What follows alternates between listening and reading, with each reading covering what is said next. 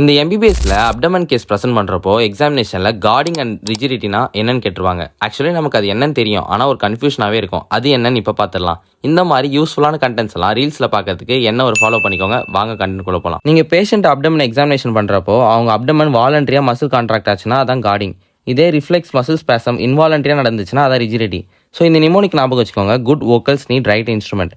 Good vocals GV, guarding voluntary, right instrument RI, rigidity involuntary. So நீங்கள் feel பண்ணுறப்போ அவங்க abdomen சாஃப்டாக இருந்துச்சுன்னா அது கார்டிங்.